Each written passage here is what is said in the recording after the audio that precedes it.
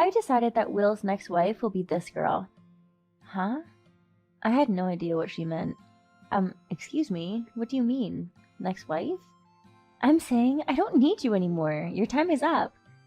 My name is Elsa, and I am a 35-year-old office worker. I have a husband named Will. I met my husband at work, and he was 6 years younger than me, so I thought I was naturally excluded from his romantic interest. I love you, Elsa. I don't care about age or anything like that. I love women who are older than me. And he appealed to me aggressively every day. Will's passionate feelings for me won me over, and I decided to go out with him. From then on, we continued our relationship going strong, and we got married. However, there were many events that watered down our marriage. We immediately went to his parents' house so I could meet them. At that time, my mother-in-law opposed our marriage on the grounds that I was older than my husband. You're 33 years old. You should already be married and have a child who's a kindergartner or elementary schooler by now. So why the delay? Is there something wrong with you? What are you talking about, Mom? It's your first time meeting her and you're being rude. What? But this is important. You are the eldest son, so you have to choose your partner carefully. My mother-in-law started to talk about being in my 30s, being single for a long time, and other things that I was concerned about. Then my father-in-law said, Hey, Will is the one who chose her, so we have no right to tell him what to do. He scolded my mother-in-law. Elsa, I'm sorry. My wife was rude.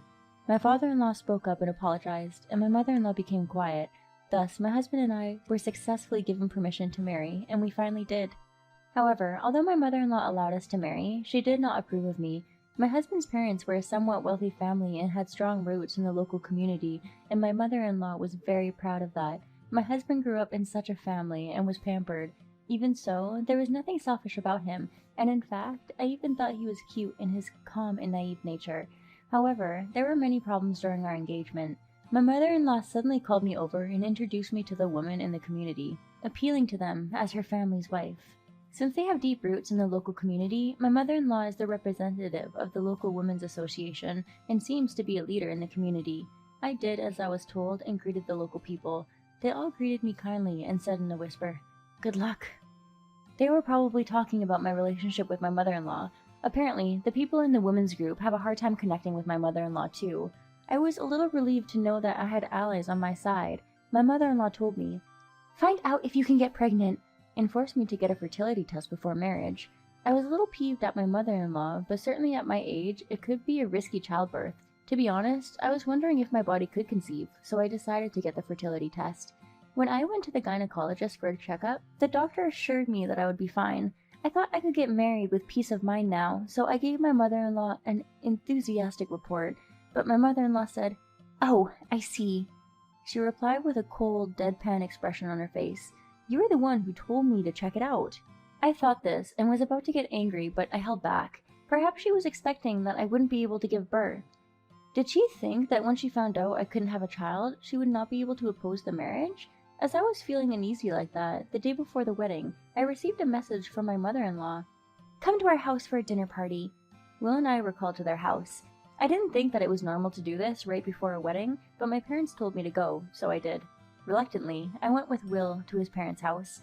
We had dinner with my in-laws there, and when we had finished eating dessert after dinner, my mother-in-law said to us, So, about moving in together. She began to see. My eyes went wide. In my head, I was thinking, What are you talking nonsense? We are supposed to our new life with just the two of us. When I heard that she wanted to move in with us, I began to panic. We don't mind if it's right after the wedding. Apparently, in my mother-in-law's mind, she is set on moving in with me and Will. No, this has to be a joke. I would never let anything get in the way of our newlywed life. I hurriedly interrupted my mother-in-law. Wait a minute, Annette. What are you talking about, living together? It's still a long way off, isn't it? We're not comfortable with you talking about it right before we get married. When I said that, my mother-in-law looked at me with a mean face. She looked at me as if I was the one saying something funny. Oh, Will, you haven't told her yet. What?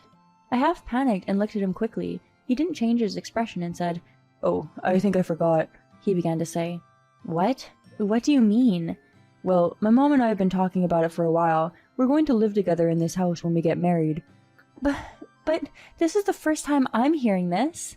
Such an important decision should have been made earlier, and you should have talked to me about it. I'm sorry, but that's the way it is. Please accept it, Elsa. But... In hindsight, I wish I had refrained from getting married at that point in the evening, but this was 2 years ago when I had just turned 33. I would have no future if I abandoned this. It might be difficult to find a new relationship and get married in the future. Perhaps I was quite impatient, but I had made the wrong life choice. Perhaps my head was in the clouds because I was finally able to get married after he proposed to me. Contrary to my mind, I had to move in with my parents-in-laws upon marriage. As I expected, married life was much worse than I had imagined. First of all, we were not living in a two-family home. We were 4 adults living together in a single family house. There was really no privacy. There was none of the sweet honeymoon life I had imagined in my mind, and my mother-in-law was always picking on me about everything. Elsa, you have a really plain face.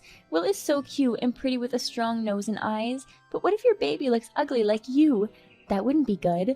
You're also a terrible cook and housekeeper. You got nothing to offer. I've never seen that before. What a pity. She always says these rude remarks to me, and she even told me to find out if I could have children, even while we were engaged, so she is pressing me to have kids. I feel like my mentality is being drained every time she talks to me. How old are you now? Do you even know how old you are?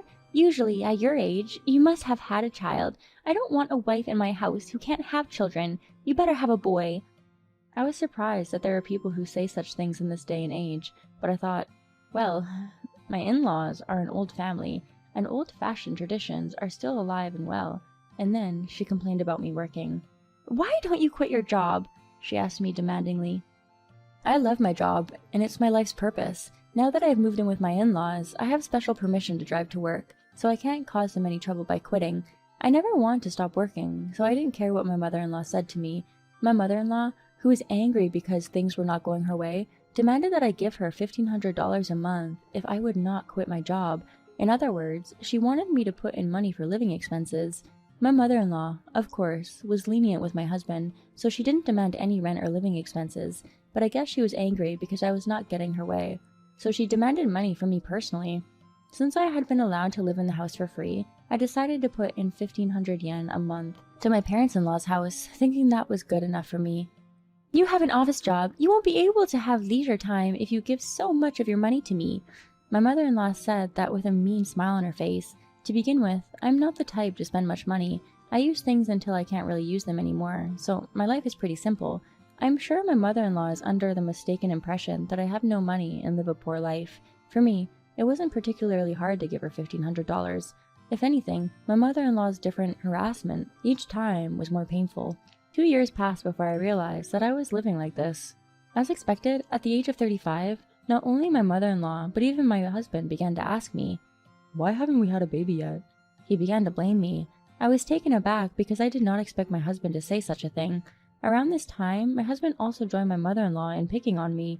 We were supposed to love each other, but in 2 years my husband had come to say the same thing as my mother-in-law. It seems that little by little, my mother-in-law brainwashed him. If it was only my mother-in-law, I might still have been able to bear it. I thought I had a good marriage with my husband, so my husband's betrayal was quite painful. Then, my husband and mother-in-law took an even more unbelievable and surprising action. One day, something happened when I came home from work after a long day of work. When I went to the living room, I found my parents-in-law, my husband, and a strange woman chatting with them. She looked younger than my husband and was in her mid-20s. "Do we have a guest over?" While wondering who it was, my mother-in-law said, "Elsa, sit right here," she told me. I sat down and my mother-in-law suddenly said something outrageous. "I've decided that Will's next wife will be this girl." Huh? I had no idea what she meant. What do you mean, his next wife? Well, what is it? What do you mean? When I asked her that, my mother-in-law made a disgusted and annoying face at me. "You're so stupid! I'm saying I don't need you anymore. Your time is up." What do you mean my time is up? "Because it's no use expecting a child from an old woman like you. That's why we need a young girl to be Will's new wife. She's 22 years old now, and she's the niece of one of my neighbors in the Women's Association. She has a much prettier face than yours, and I'm sure she'll give birth to a healthy, cute little boy." How could she? I was so stunned. My husband and I were still legally married, and to bring a new wife into the family is just insane. My husband should be objecting to this. At least, that's what I had hoped. I was naive to think so. My husband said, "That's the way it is. Please fill this out as soon as possible," and handed me the divorce papers. I was beyond shocked and quite taken aback. Is it that important to have a child? My life is over if I stay with these insane people. Incidentally, my father-in-law, who had warned my mother-in-law before we got married, has been completely useless since then and has not tried to get involved in any of the hassles that have occurred since we got married. Okay, I got it. I just need to fill it out, right? I said and filled out the divorce papers. My mother-in-law and husband were overjoyed to see me fill it out. I told them that there would be no division of property. Of course not. I won't let you take Will's money. That's right. I've taken care of you all this time. I don't have any money to give you.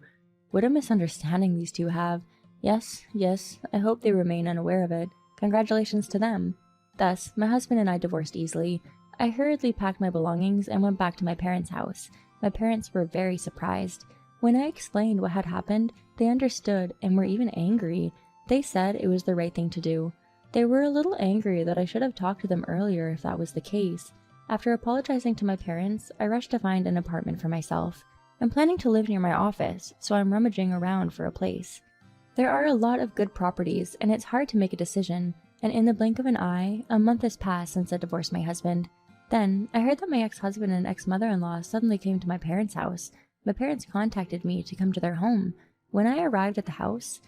Elsa! Hey! What's the meaning of this? What are you asking me all of a sudden? I have no idea what you're talking about. We're talking about this. My ex-husband says this and shows me something on his phone. It's an article that was written about me. The message on the screen had the name of a Michelin star restaurant and the word owner next to my name. How can you be the owner of a fancy restaurant? You're just an office worker, aren't you? Oh, you saw the broadcast the other day? I'm gaining experience in office work for when I have another business venture in the future. As for the restaurant, I inherited it from my great-grandfather's family, and I have been the owner in place of my father for about 5 years now. I graduated from a night culinary school after college, and I had a chef's license. I worked as a chef at my father's restaurant on nights and weekends while working as an office worker. I'm currently preparing for another business venture, so the restaurant is mostly left to the manager, but a news channel wanted to interview the owner, so I just appeared on the show. My ex-mother-in-law and ex-husband were surprised to hear my story. Well, I don't blame them. When I mentioned that my father ran a restaurant, when I met Will's parents, my mother-in-law thought it was just a small restaurant.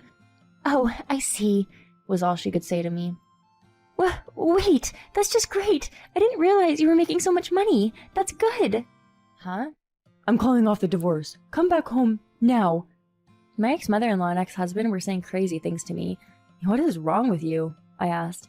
Apparently the newlywed young woman was not working, not doing any housework, and just lounged around at home. She called that harsh mother-in-law a grandma and says, Grandma, you're being annoying. She has an attitude. She also calls my ex-husband old geezer and says that he has to pay cash for her to have children. If you don't pay me, I won't do it, she says. She said that she would call the police if she was forced to have kids, and that her ex-husband and ex-mother-in-law were at their wits' end. When I asked for more details, I was told that the woman had been unemployed ever since she graduated from high school, and her parents couldn't do anything about it. So the Women's Association heard that this strange family was looking for a new wife to get rid of their daughter-in-law and introduced her to them in order to push their troublesome niece out of their lives. I laughed when I heard that story. My ex-mother-in-law, in fact, was a representative in name only in the Women's Association, not a leader at all, and she seemed to have been made fun of behind her back. She was the only one who didn't know about it. My ex-mother-in-law realized that people around her were looking at her menacingly, and she was so embarrassed. So she wants me to come back as soon as possible and pretend that everything up until now was a misunderstanding and nothing happened. She also wants me to explain to the Women's Association and ask them to restore her reputation to those around her. Also, as for my ex-husband, he says that he is always short of money because his parasitic current wife is spending his salary more and more as she pleases.